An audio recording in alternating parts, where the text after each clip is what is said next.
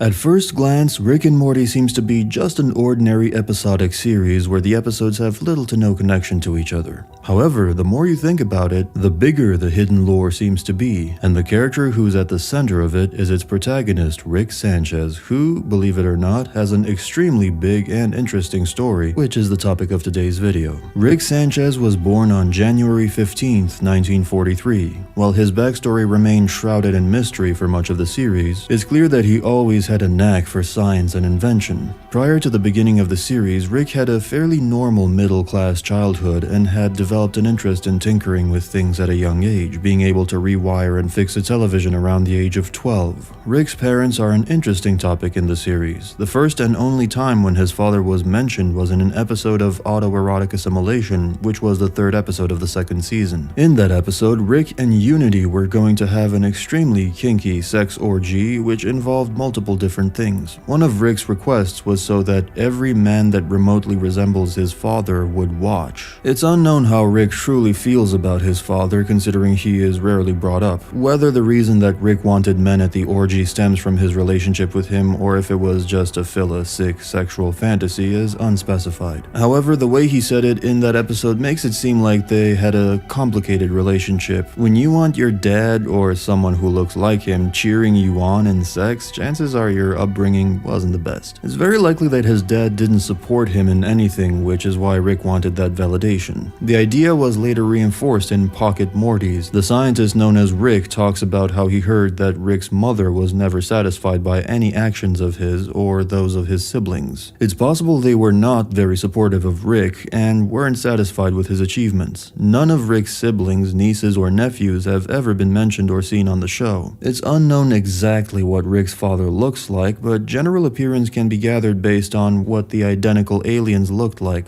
Rick's father apparently had glasses and short combed-over hair. He most often wore a white button-up with a blue tie, a belt, gray pants, and brown shoes. We can have a somewhat good impression of how his parents looked from the episode Rick's Friendshine of the Spotless Mort, which was the 8th episode of Season 5. At the end of the episode, we can see two pictures on the walls, which we can assume are the family pictures of Rick Sanchez. Their parents looked normal, and I assume they were not a crazy genius like Rick, and I would prefer it if it was that way. What makes Rick unique is that he reached God level all by himself, and making his parents geniuses would just kill the uniqueness of him in my opinion. Anyway, what I noticed in these pictures is that in the doorway picture, when Mom was pregnant, the man has blue hair and a mustache. In the close-up picture of Rick and his parents, the father with the big mustache appears to have brown hair. It seems his hair color changed from blue to brown. Well, Rick had gray hair as a child, which means it most likely runs in the family as their natural hair color, and his father started dyeing it when he got further up in the business world to appear younger. Rick's opinion on that could have been the beginning of his anti-conformity stance. Anyway, this is all we know about his parents, and I hope sooner or later we will get an episode about Rick's backstory and see his parents. I'm sure it'll happen. It's too big of a topic for a show about a family for it not to touch on in an episode or two. I think they'll do the sitcom trope of doing an episode where Rick's unknown brother or cousin or someone like that shows up and then never returns or gets mentioned again. However, we know a lot more about his adult life thanks to flashbacks that happened in Rick Friendshine of the Spotless Mort and Rick Mirai Jack. In those flashbacks, we can see that prior to the beginning of the series, as an adult, he married a woman named Diane and they had a daughter, Beth. Rick eventually became a scientist who was struggling to invent teleportation. One day, he was visited by an alternate version of himself who offered him the ability to travel to different realities, but Rick refused. Insulted by what he perceived as a lesser version of himself acting as though he was better, Rick Prime sent a bomb through a portal to kill Rick C-137's Diane and Beth. Rick grieved for an unknown period of time before inventing his own portal gun and going on a quest for revenge. As more and more Ricks began hunting Prime for the exact same reason, Prime invented the Omega device, throwing in a version of Diane to wipe out their wife across existence. Rick would spend the next few decades searching for the Rick who murdered his family. He eventually became a weapons dealer, trying to find parts for a device to help him track down the one who killed his family. Rick eventually met Bird Person at a festival and formed a rock band called the Flesh Curtains together with Squanchy. The three eventually formed the core of the resistance against the Galactic Federation, culminating in the Battle of Blood Ridge. After winning the battle, Rick offered Bird Person the chance to join him in his adventures throughout the multiverse, but Bird Person refused. Hurt by this, Rick left to continue his quest for revenge. During this time, Rick murdered several of his alternate selves, all of which belonged to an unknown organization of Ricks, yet none of them were the Rick he was searching for. At this point, Rick had become depressed after failing to find his family's murderer and often used alcohol to numb his constant mental anguish. Eventually, the other Ricks banded together to try and stop the so-called Rickest Rick.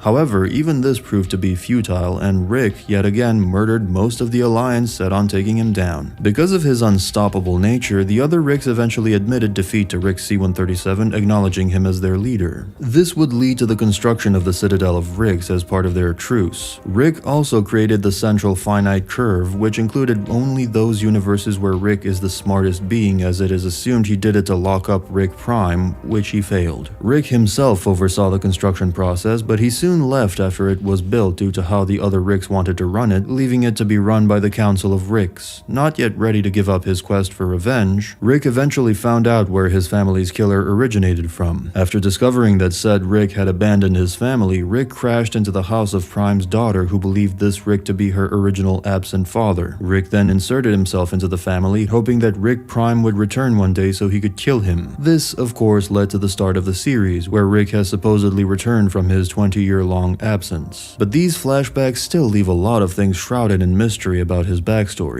During the episode Mort Dinner Rick Andre, many things about Rick are revealed. Rick has a nemesis called Mr. Nimbus, who, believe it or not, controls the police. Mr. Nimbus seems to be well connected to Rick's backstory, enough to know about Rick's wife, Diane. It is not established whether he met her or just heard about her. Mr. Nimbus refers to Rick as Richard, possibly revealing that this is his first name, with Rick being merely a nickname. However, Rick himself never confirms this. Apparently, Rick originally had an assistant named Kyle. Nothing is known regarding Kyle except that Mr. Nimbus prefers him over Morty. As of now, Rick is about 70 years old and currently resides in his room in the Smith house. However, Rick's true age has yet to be confirmed. In Rest and Ricklaxation, Toxic Rick mentions that he's been bottled for 70 years inside of Rick's mind, implying that he is in his 70s. However, this is contradicted later on by an Instagram reel posted by the official Rick and Morty account of a clip from Jurassic Mort where Rick fell down a cliff after attempting to skateboard down it. The reel is captioned with "Same age as Tony Hawk, but not the same skill set." Around the time it was posted, Tony Hawk was 54, indicating that Rick may actually be in his mid-50s. This would make more sense as, at the time he lost his Diane and Beth, he was only 27 and current Beth is only 35. He also uses the garage as partial living quarters. In the garage, he works on his inventions and science. It was because of his meddling that he had to move to another dimension yet again, having turned the rest of humanity into Cronenbergs. A notable aspect of Rick's development is that as the series has progressed, Rick's godlike status has been moved to the forefront of the story. Many characters refer to him as the smartest man in the universe, whilst he himself has called himself a god and demonstrated his unstoppable nature. When invited to Bird Person and Tammy Guterman's wedding, the family was ambushed by the Galactic Federation. Though initially managing to escape, Rick turned himself in, seeing an opportunity to bring down the Federation from within. Though he was briefly inconvenienced by the Citadel trying to kill him to protect their secrets, Rick managed to turn the Federation and the Citadel on each other. Upon returning to Earth, Rick triumphantly revealed to Morty that he'd manipulated everything to have Beth divorce Jerry and make himself the dominant figure in the family and Morty's life. When Rick later offered to clone Beth so she could both live out her full potential but maintain her responsibilities to her children, she passed the final choice on to him. Unable to choose, Rick cloned Beth and sent one of them into space, wiping his and his daughter's memories, one of which was of the original Beth. The terrestrial Beth's worry about this eventually led her to reconcile with Jerry, returning the family to how things were in Season 1. After he and Morty briefly fell out, Rick began traveling the universe with two crows, only to discover they were using him as a rebound for their original falling out with Crow Scare. Insulted, Rick returned to his family, taking Morty to the Citadel to undo the effects of an aging serum. While there, Rick and Morty were ambushed by evil Morty, who used Rick's knowledge to punch through the central finite curve and escape into the larger multiverse, destroying the Citadel in the process. Before the station collapsed, Rick and Morty managed to escape into Morty Town, detaching its saucer from the larger structure but leaving them stranded without portal travel or a spaceship. Rick and Morty were eventually rescued by Space Beth, who brought them back to Earth. Rick attempted to reset the portal index but accidentally reset all portal travelers, sending them all to their original realities. Trusting Summer and the Beths to fix the problem, Rick found himself back in Dimension C-137 speaking to his AI of Diane Sanchez. Restoring his backup spacecraft, Rick flew through the rift Evil Morty had created to try and reach Morty. As he flew to the Prime Dimension, the Diane AI reasoned that if Rick had been reset, Rick Prime would also have been reset and likely having just as much trouble leaving. Using a sample of Morty's DNA, Rick tracked down Rick Prime to his lair, telling Morty the truth about Rick Prime's background and status as Morty's real grandfather. Upon arriving at the lair, a recording of Rick Prime revealed a glass tube purported to contain Rick Prime, or perhaps a clone of him, before killbots are unleashed. Rick went on the offensive, still wanting revenge for what Rick Prime did to his family, but Morty convinces him it's no longer worth it, as Rick now has a family in a different dimension to worry about, and Morty considers Rick C-137 his grandfather. The two left, unaware that Rick Prime had, in fact, been the one in the tube.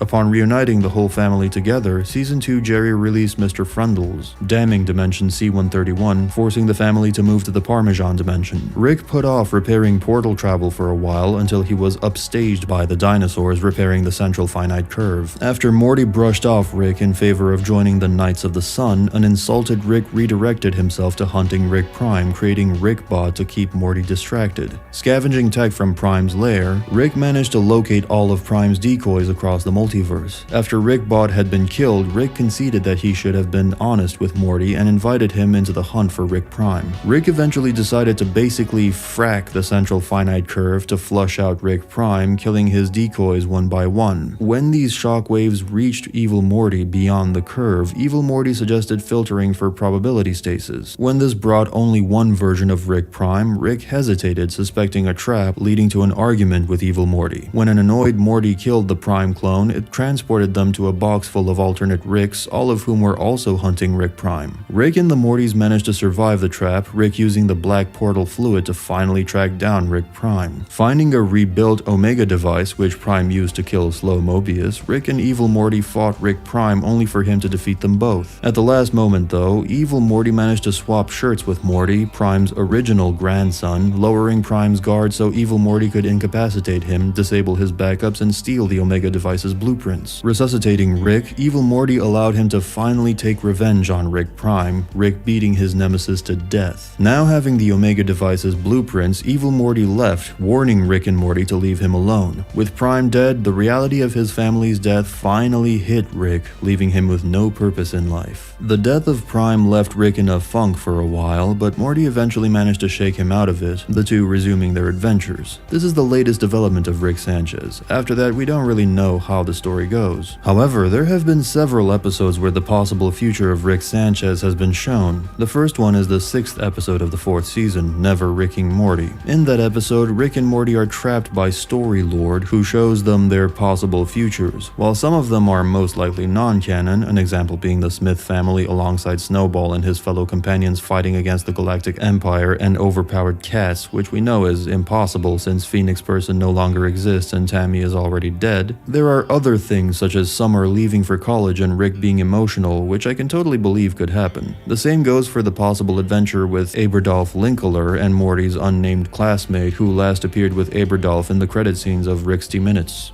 I have mixed feelings about the scene with Evil Morty and Darth Poopy Butthole. Even though the story of Evil Morty seems to have concluded, I can totally see him coming back because aside from the main cast, he seems to be one of the most interesting and intriguing characters. The concept of Darth Poopy Butthole also looks very interesting to me and I would totally like to see him again. Aside from that episode, similar possible flash-forward scenes were shown in the last episode of Season 8, Fear No Morty, where we can see Morty who was trapped in the hole and whose main fear turned out to be becoming Jerry. But before he becomes one, we see his and Rick's possible future. Rick and Morty continue living as usual, with Morty starting school like a normal person while occasionally going on adventures with Rick. In one scene, we see Morty going to college and then graduating from it. However, we don't see Rick there there even though Space Beth was present. The reason this happens could be that, at first, Rick did not approve of Morty's college life since Morty would spend a lot less time with his grandfather. However, after Morty graduates, we see Rick celebrating with him by drinking at a pub. Later, we can see the Smith family selling the house and Morty moving out on his own. In the next scene, we see the wedding of Summer. Beth and Space Beth look a lot older while Rick looks unchanged, which we later learn is thanks to his anti-aging serum. Jerry's absence from his own daughter's wedding makes me think that by that time he is already dead. He could have died shortly before the Smith family sold the house. Surprisingly enough, it looks like Jerry was the one who was holding the family together. His death caused everyone to go their separate ways. Summer with her future husband, Beth joining Space Beth on her adventures, Morty in his own house, and Rick,